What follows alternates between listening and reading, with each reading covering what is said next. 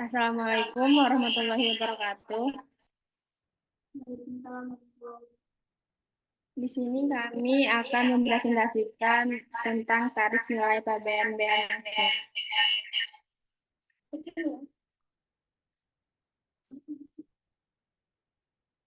Yang pertama akan dijelaskan oleh Nadia Zahra.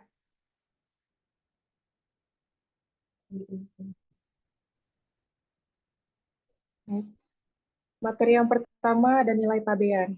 Jadi nilai pabean itu merupakan nilai dasar yang digunakan untuk menghitung bea masuk dan ditetapkan berdasarkan nilai transaksi barang impor yang bersangkutan sepanjang memenuhi persyaratan tertentu. Untuk menggunakan nilai transaksi, penentuan nilai pabean dilakukan sendiri oleh importir atau pemilik barang, self-assessment. Nilai pabean untuk menghitung bea masuk merupakan nilai transaksi dari barang impor yang bersangkutan yang memenuhi syarat tertentu dan menggunakan internasional komersial. Dalam hal ini, nilai pabean untuk menghitung bea masuk tidak dapat ditentukan berdasarkan metode nilai transaksi barang tersebut, maka ditentukan berdasarkan metode. Nah, di sini ada 6 metode. Yang pertama ada nilai transaksi barang identik, yang kedua nilai transaksi barang serupa, dedukasi, komputasi, yang kelima pengulangan, yang enam secara beruturan. Selanjutnya, nilai transaksi ini merupakan harga yang sebenarnya dibayar atau yang seharusnya dibayar oleh pembeli kepada penjual atas barang yang dijual untuk diekspor ke dalam daerah pabean. Dan ditambah dengan biaya dan atau nilai yang harus ditambahkan pada nilai transaksi sepanjang biaya atau nilai tersebut belum termasuk dalam harga yang sebenarnya dibayar atau yang seharusnya dibayar. Nah, apakah hadiah atau barang contoh dapat ditetapkan nilai pabean? Menggunakan nilai transaksi untuk dapat ditetapkan nilai pabean menggunakan metode nilai transaksi barang yang bersangkutan harus berasal dari suatu transaksi jual beli. Apabila barang bukan merupakan transaksi jual beli atau pemilik barang menentukan nilai pabean berdasarkan nilai transaksi barang identik, maka sampai dengan metode pengulangan. Nah, di sini ada biaya dan nilai yang harus ditambahkan pada nilai transaksi. Yang pertama ada biaya yang dibayar oleh pembeli yang belum termasuk dalam harga yang sebenar-benarnya dibayar atau yang seharusnya dibayar berupa komisi dan jasa perantara. Yang kedua, ada nilai dari barang jasa yang dipasok secara langsung atau tidak langsung oleh pembeli. Yang ketiga, royalti dan biaya lisensi yang harus dibayar oleh pembeli secara langsung atau tidak langsung sebagai persyaratan jual beli barang impor. Yang keempat, project sepanjang dapat ditambahkan pada harga yang sebenarnya dibayar atau yang seharusnya dibayar. Yang terakhir ada biaya transportasi, biaya pemungutan, pembongkaran, dan penanganan yang berkaitan dengan pemungutan barang impor dan pelabuhan tujuan tempat impor di dalam daerah pabean, dan biaya asuransi. Selanjutnya akan dibahas oleh Nadia Pamela.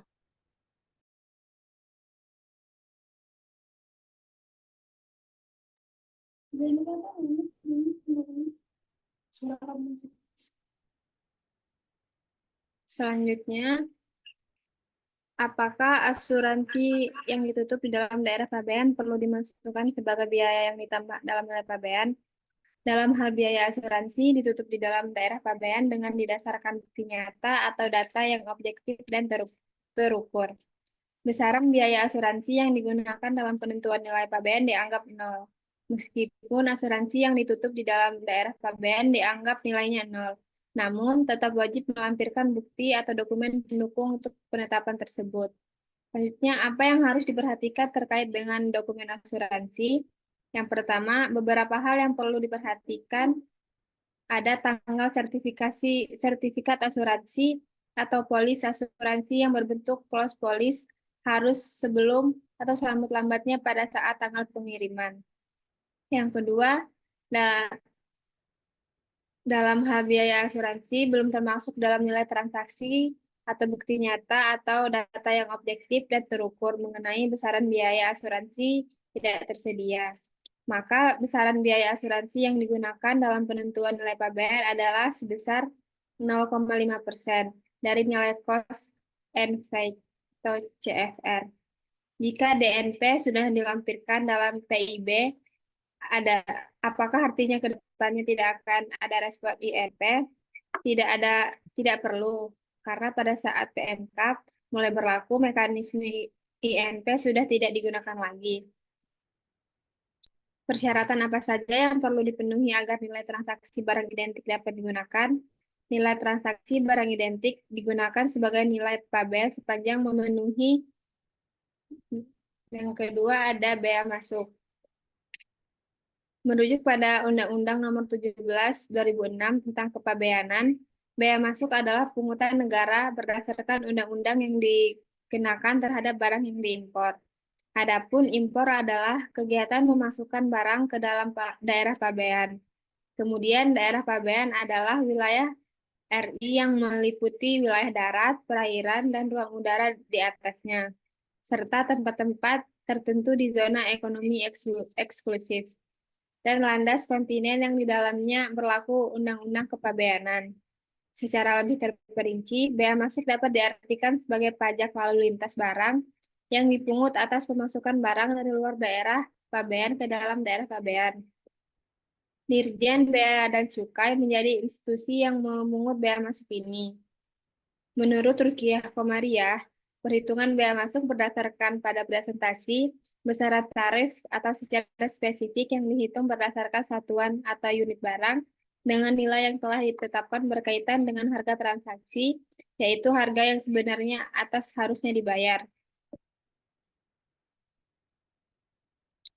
Yang kamu aja.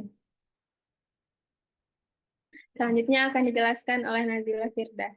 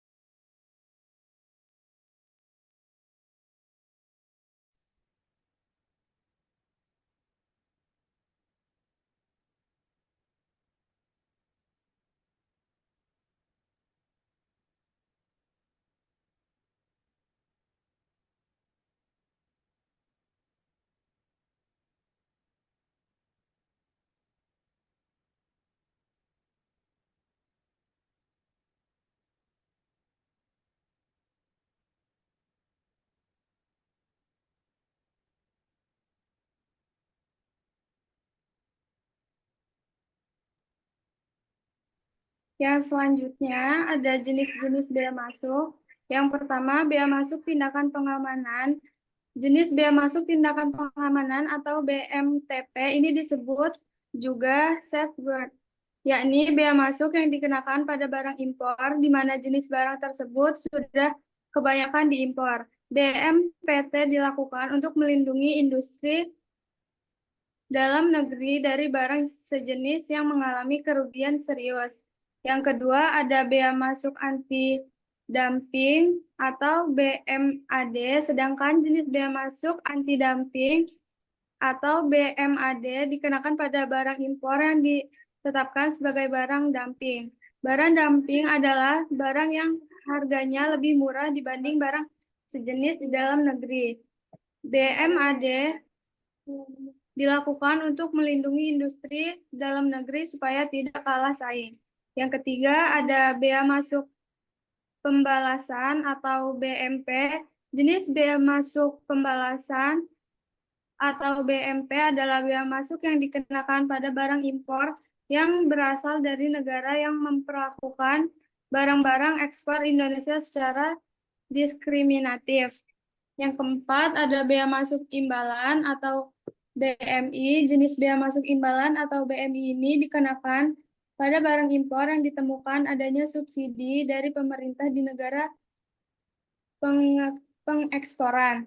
Dengan begitu, pengenaan bea masuk imbalan atau BMI ditunjukkan untuk melindungi industri dalam negeri dari barang yang sama. Yang selanjutnya ada tata cara perhitungan bea masuk. Ada dua sistem dalam perhitungan bea masuk. Yang pertama, perhitungan dengan tarif spesifik. Yang kedua, ada tarif ad valorem. Tarif spesifik adalah tarif yang dikenakan berdasarkan satuan barang. Perhitungan dalam tarif spesifik dilakukan dengan cara mengalihkan jumlah satuan barang dengan tarif pembebanan bea masuk. Hal ini berarti dalam tarif spesifik akan disebut berdasarkan tarif bea masuk yang harus dibayar per satuan barang. Dalam sekian banyak komoditas impor yang masuk, hanya sebagian kecil barang impor yang dikenakan tarif spesifik. Pada umumnya, tarif bea masuk dan PDRI untuk barang kiriman adalah bea masuk sebesar 7,5%, PPN sebesar 10%. Namun ada barang yang dikecualikan dari penggunaan tarif tersebut. Yang pertama ada tas, sepatu, produk tekstil, dan buku pendidikan. Untuk barang di atas, menggunakan tarif bea masuk umum. Dan selanjutnya akan dilanjutkan oleh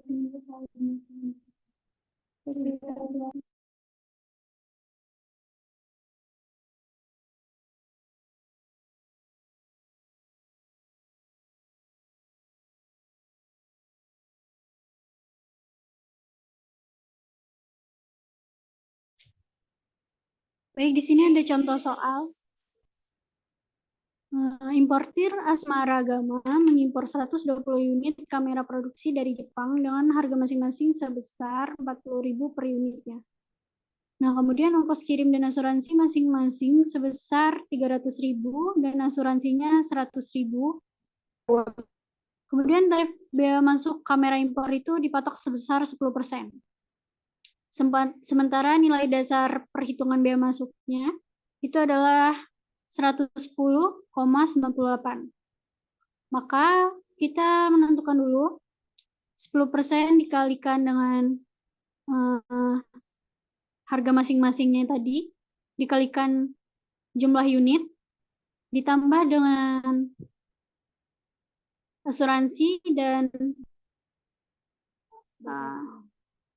dikalikan dengan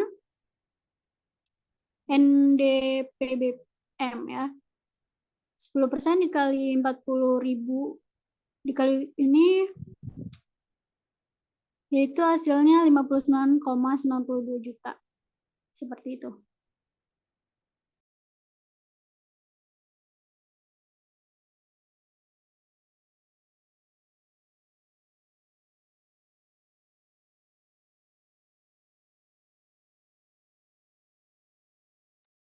Baik, kami akan membuka termin pertanyaan, yaitu 2 orang penanya.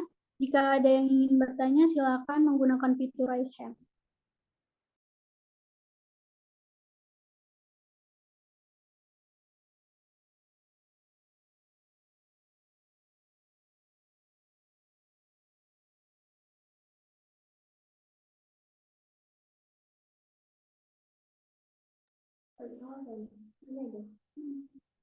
Baik, untuk teman-teman yang ingin bertanya, silakan menggunakan fitur raise hand.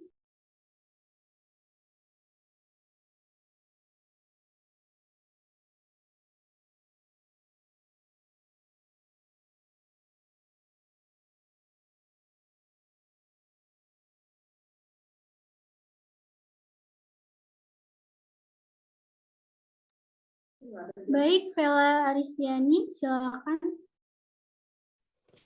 Izin memperkenalkan diri, nama saya Vela Aristiani dari kelompok 7.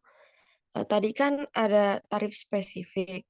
Nah, yang barang yang dikenakan tarif spesifik itu apa aja sih?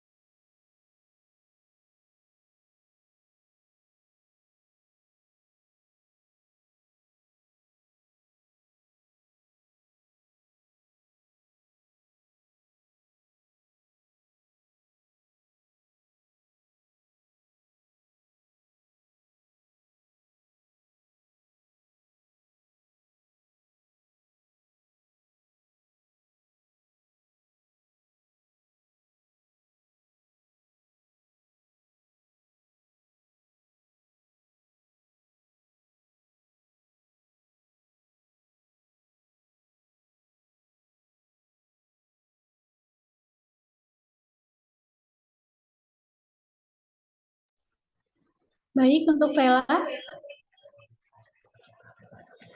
Sebelumnya, tarif spesifik itu didasarkan pada satuan barang. Cara perhitungannya dengan melakukan perkalian jumlah satuan barang dengan tarif pembebanan bea masuk. Nah, hanya sedikit barang impor yang dikenakan tarif spesifik, diantaranya adalah beras dan gula. Apakah sudah cukup jelas untuk Vela? Cukup. Ya, terima kasih. Untuk teman-teman yang lain, silakan adu satu kuota untuk bertanya lagi.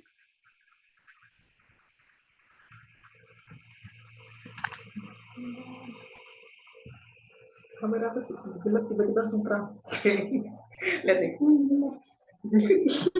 Iya juga.